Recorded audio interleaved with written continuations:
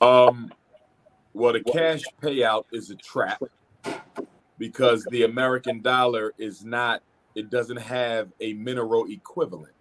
The dollar is not on the gold standard, it's not on the silver standard, it's not on a copper standard, it's on no standard at all. It's a promissory note.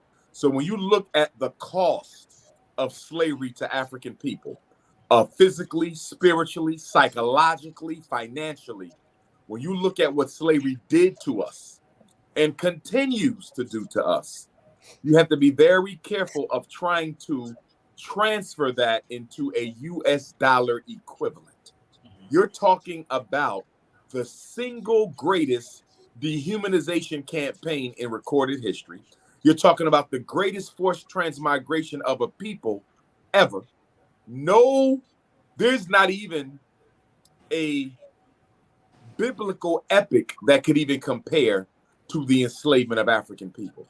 And so when you talk about restitution for the greatest human crime of all time, you have to be careful about trying to quantify that. Trying to quantify a qualitative experience can be quite a challenge. And I think it's a trap. And I think that trap is being intensified by the fact that a lot of us are a bunch of greedy Negroes who Mm-hmm. just want some money so we Nah. can go buy some Gucci and some Louis. I mean, let's be honest. Since when did we become so loyal to our ancestors? We're so loyal to African ancestors all of a sudden that we want to fight for their reparations. We haven't built any institutions. Okay, we haven't tackled any of the major problems that we have. We don't really uphold our ancestors' memory. Most of us belong to religions that don't even respect the power of ancestral Mm-hmm. energy. But when it comes to money, all of a sudden we want to be the vanguard for the ancestors. I see a lot of hypocrisy in the whole situation. Although I do support reparations, Pan Africanists gave birth to the reparations movement. This is not anything new at all. It comes under the banner of Pan Africanism. But I think many of the people involved in it are not visionary enough. I don't think they've done their homework enough. And I don't think they're thinking thoroughly enough through this situation. Just a couple of thoughts. Number one, we're focusing too much on money. As you've heard me say many times, I don't think money should be on the list at all. Because if you get what you are entitled to get, if the restitution package is what it needs to be, then automatically you'll be making your own money. Why do you need to ask for some? So if money is on the list and if money is towards the top of the list, then the rest of that list must not be worth much. So let's deal with that. In addition to that, I think many Africans in America right now think that reparations is for them. Reparations is not for you. Reparations is for an entire people. Reparations are for those of us who lived in the past, those of us are living now, and those of us who will be living in the future. I haven't heard a single person in any of the reparations panels that I've seen or heard about. I haven't heard a single person speak to what percentage of the restitution package should be put in trust for future generations of African children. Mm-hmm. Nobody is Right. talking about a set aside. Where is the conversation about a set aside for future generations of African people? Because this is to benefit all of us. I think a lot of us selfishly believe that we are supposed to be the beneficiaries of the entire thing and that we can blow it and spend it and use it however we want. And I take serious issue with that.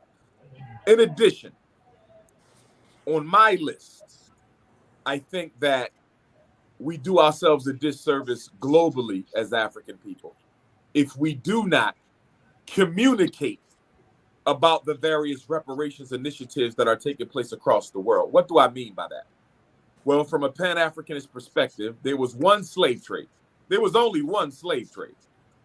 And it took us all over the world. Some of us went to Europe, some of us went to the Caribbean, some of us went to South America, Central America, the United States. But there was one slave trade. And I believe there should be one reparations fight. I believe it should be universal and it should be coordinated.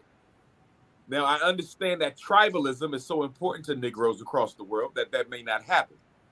Even if we are not going to coordinate the reparation struggle, we must still communicate about the reparation struggle because if our demands and if our numbers and if our statistics do not make sense with each other, The white power structure will be able to play divide and conquer, separate and rule, bounce us off each other, and none of us will get what we deserve. I'll give you an example.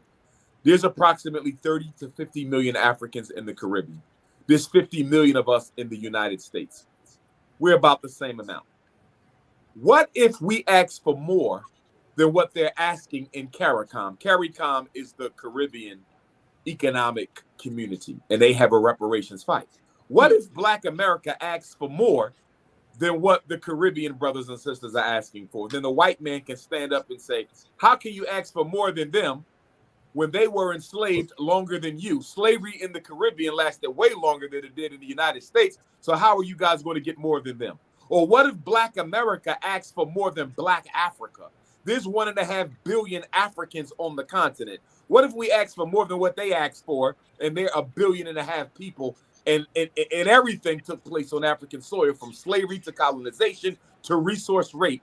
So the point that I'm trying to make, if you guys can follow me, even if we don't unify the reparations movement, there needs to be some conversation and there needs to be some continuity. Otherwise, the white power structure will play us against each other. So that's one point. Now, I'll give you 3 things that I think should be on the reparations list towards the top of it. Number one, 60% of all African people are congregated in 10 primary states. They include California, Illinois, Florida, and other places, Virginia. All 10 states are seaboarding, except Illinois, which is a lakeboarding state. We should own the major port in all 10 of those states. Import, export, we get paid on anything coming in. We get paid on anything going out.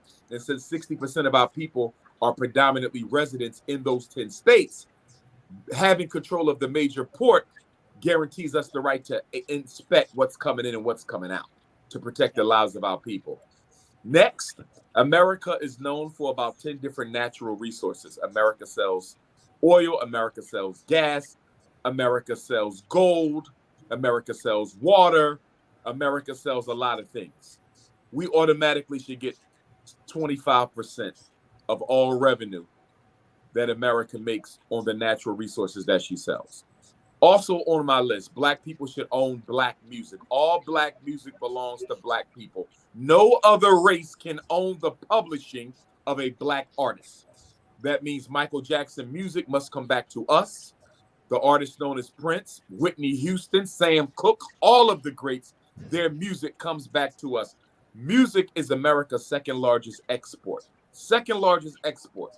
Hip hop is the most influential genre on the planet Earth, and we don't control it. Most of the music that is sold from America, that is Black, most of the money for that music is made by white people. That has to change. If we control the publishing, the marketing, the selling, the recording, and the performing of the music, we would have enough revenue coming into Black America where we could build a Black Wall Street anywhere we want. Also on my list is the return to Black people of the hundreds of thousands of acres of land that were stolen from our ancestors from 1865 to 1965.